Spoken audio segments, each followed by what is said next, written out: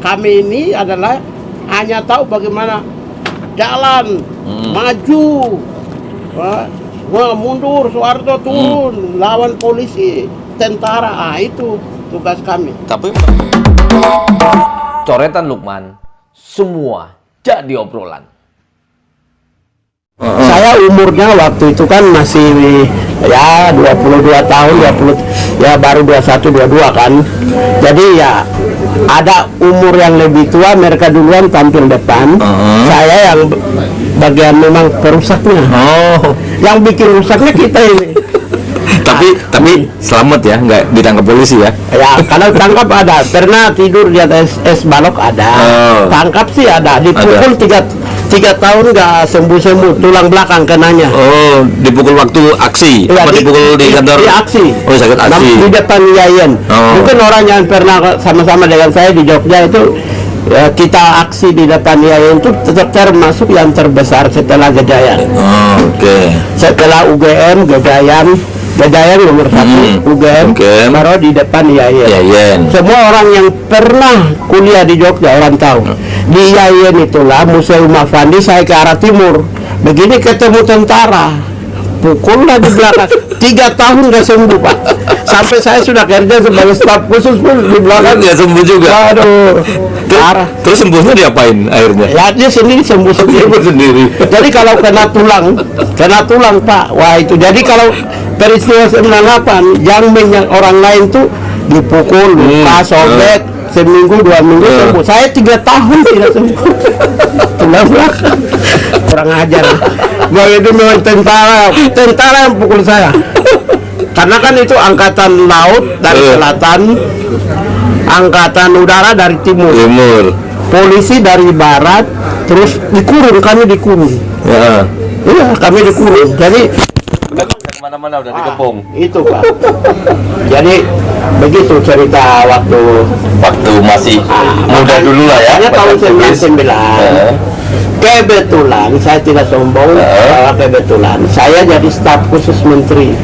Kebetulan teman-teman aktivis yang lain kebetulan belum dapat jabatan. Misalnya Adian, Masinton, teman-teman saya yang lain belum sempat. Itu bareng dulu Adian, Masinton di sana.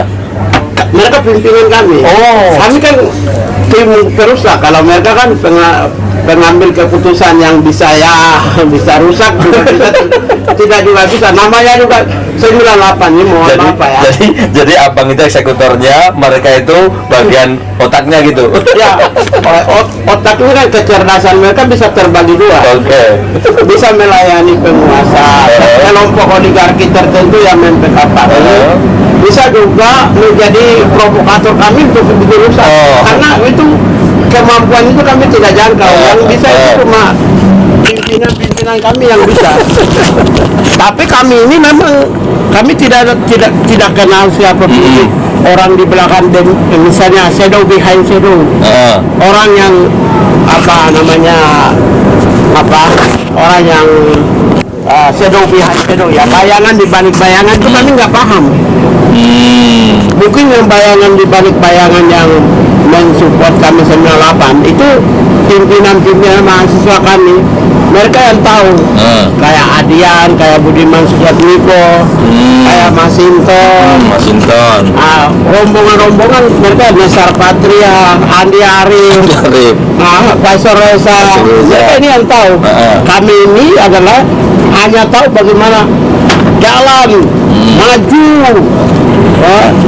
mundur, Soeharto turun, lawan polisi, tentara, itu tugas kami. Tapi mereka teman-teman abang itu kalau saya lihat hampir semuanya rata-rata mereka sekarang di barisan penguasa. Tinggal abang aja kan yang di luar itu.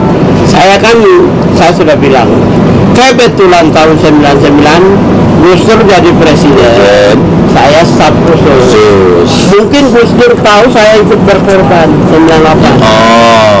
Saya sudah menikmati sampai 2017. Udah cukup Pada panjang saat ya. saya pensiun, yang dulu pimpinan saya dan dulu yang belum sempat dapat giliran, sekarang mereka mendukung Pak Jokowi. Nah, Jadi kita berbagi. Berbagi. Tapi komunikasi dengan mereka tetap lancar sampai sekarang. Oh. Ada komunikasi alumni itu enggak? Oh, bukan lagi. Itu tadi 5 menit lalu apa 3 menit lalu tadi Andi Arief Oh, WA saya. tapi Barusan terus Moti tadi malam. Aris Rusuli Moti ketua PRD ya. Tadi malam kami udah minum kopi bareng. tapi enggak Jadi ini. artinya komunikasi kami itu boleh dimanapun boleh. Boleh saja mereka kemana-mana, tapi jiwa sebagai Aktivis. petarung, pejuang demi Pejuang. kebaikan bonum komune ya, jiwa untuk mengontrol supaya kedikdayaan demokrasi, hak asasi manusia, perdamaian dan keadilan, itu prinsip kami sama. Mau Adian kah, mau Masinton kah, mau Andi Arief lah, mau Faisal Resadi, semua partai-partai yang berbeda, tapi prinsip perjuangannya itu sama. Sama. Karena itu kitab sucinya kami. Oke. Kalau kami bertentangan dengan nilai-nilai demokrasi, nilai-nilai hak asasi manusia, nilai-nilai perdamaian, nilai-nilai keadilan dan kesejahteraan, maka itu kami menentang prinsip perjuangan kami. Oke. Begitu. Ini kan kalau tidak salah saya sempat dengar dan juga sempat baca itu di berita-berita. Abang itu ketika 2019 Pilpres lalu, itu abang kalau tidak salah mau jadi menteri sebelumnya ya. Benar nggak bang itu? Mau janjiin disodorin jadi menteri apa ditawarin jadi menteri atau gimana yang benar sih? 2000 apa? Ini yang periode sekarang ini, yang ketika dari Pak Prabowo. Oh ya, memang saya itu tidak kenal Prabowo, Pak. Oke. Saya kenal Prabowo itu cuma sekali tahun tanggal 31 Desember 96. Ada mahasiswa Papua se-Jawa Bali Natal dan seminar sebelum tanggal 31 tahun baru itu, Natal dan seminar di Agenda Bandung, Agenda Jenderal Bandung. Pada saat itu Prabowo Mayor Jenderal dengan tongkat komando, dia pidato di depan, kasih seminar, pengarang. Waktu kebetulan hampir lebih dari 1,5 jam saya interupsi dia dulu. Waktu umur 18 tahun kah begitu. Saya pernah interupsi dia, itu sekali saya kenal. Terus yang kedua saya kenal itu Pak Prabowo telepon saya. Yang ketiga kali. Pertama telepon saya bilang, Bapak Presiden, silakan Bapak maju. Pasti kita apresiasi Pak Jokowi maupun Pak Prabowo, dua-dua baiklah. Gitu. Ya, kemudian Pak Prabowo telepon lagi yang kedua. Terus saya bilang, Pak, saya tetap support. Yang penting Bapak tahu kami kan aktivis kemanusiaan, urusan kepentingan kami adalah menyelesaikan semua persoalan bangsa yang menjadi noda hitam sejarah bangsa, Pak. Saya bilang, saya siap dukung aja kalau sepanjang kepentingan itu. Kemudian yang ketiga telepon saya. Oke. Yang ketiga itu baru Pak Prabowo bilang, Makalius, kamu di mana? Saya bilang, bisa bantu saya? Saya bilang, siap Bapak Presiden, saya siap turunkan harga diri saya untuk membela Bapak. Oke. Yang penting prinsip perjuangan saya tetap. Bapak harus menegakkan untuk menyelesaikan persoalan bangsa, yaitu titik-titik hitam yang menjadi ganjaran bangsa. Yang penting kalau sepanjang itu Bapak siap, saya datang. Berapa lama? Dia bilang, 5 menit saya sampai. Kebetulan saya duduk di Plaza Pacific Place. Saya naik Gojek langsung ke Kertanegara. Kan 5 menit. 5 menit. Begitu saya sampai kaget Pak Prabowo. Jadi Pak Prabowo, beliau meminta saya 3 kali. Tapi karena yang ketiga kali, menurut saya dia kan pemimpin besar. Apapun juga, saya meyakini beliau menjadi presiden itu kepentingan kami, yaitu penyelesaian persoalan-persoalan bangsa yang sering diucapkan publik itu bisa, mungkin siapa tahu dia bisa menyelesaikan. apakah rekonsiliasi, melalui rekonsiliasi dan perdamaian, apakah melalui proses hukum, melalui pencarian kebenaran dan proses hukum, rekonsiliasi perdamaian, itu cuma cara dan pola aja.